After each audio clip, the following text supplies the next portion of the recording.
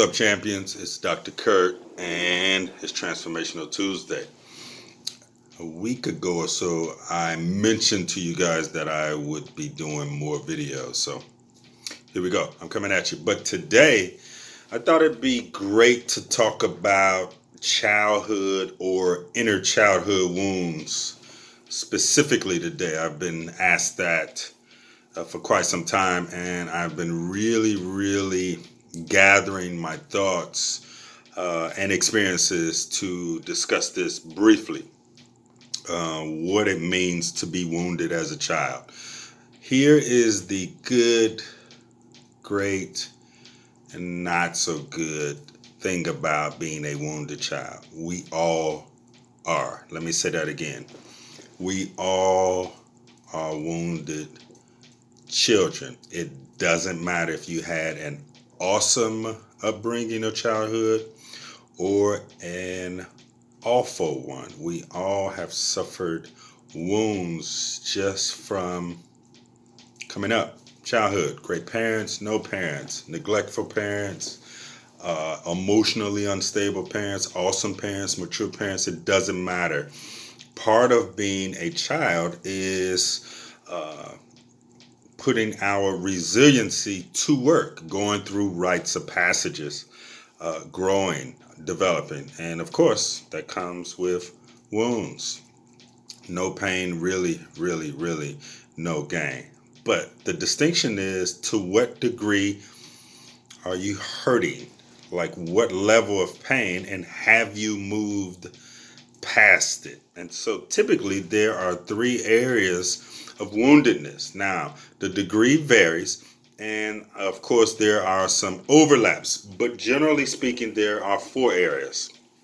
I'm sorry, did I say three at the beginning? Four areas of inner child woundedness. There's abandonment, there's guilt, there's neglect, there's trust.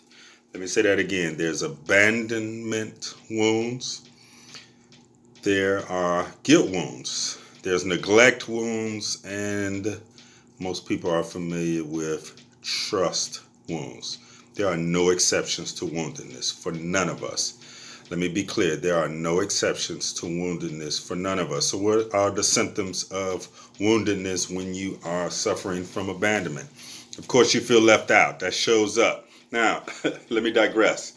When you, or because we are wounded children in great, big, adult, or should I say grown-up bodies, you really get exposed in personal relationships, any intimate relationship, meaning any relationship where you are asked to become vulnerable, you're going to get exposed in terms of your woundedness. So if you are suffering from abandonment woundedness, you have symptoms like feeling left out, fear of being left, you hate being alone, there's some level of codependency, you even threaten to leave.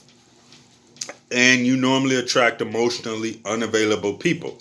Now, if you suffer from a guilt wound, a guilt inner child wound, you feel sorry or bad, big, little, small, just because of your experiences. You don't like to ask people for things. So you have this I don't need anybody mentality. You use guilt to manipulate, and you are afraid to set boundaries. Now, I'm generalizing, but these are some of the basic symptoms.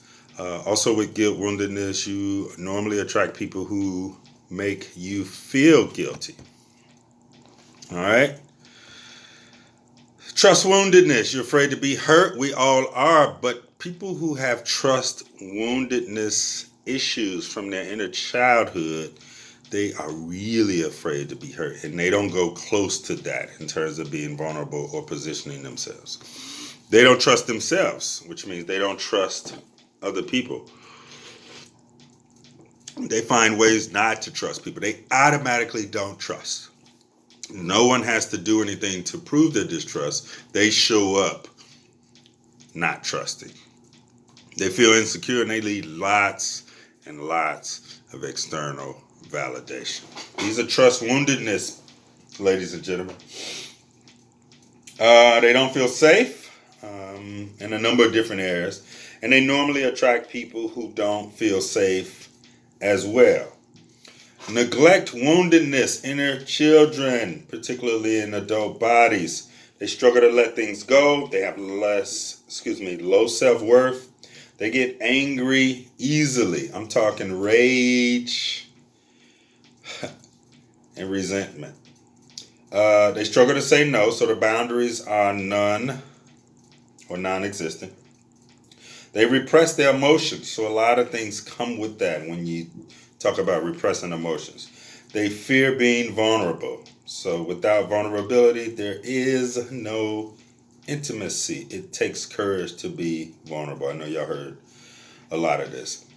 And people who suffer from neglect, woundedness, normally attract people who don't appreciate them or make them feel seen. All right. So why am I talking about this? Well, the main reason I'm talking about this is because I don't want to get it twisted. I want to be absolutely clear that all of us suffer from inner childhood woundedness, regardless of your upbringing. And it's important that we recognize those areas of woundedness and do our work. What's your work?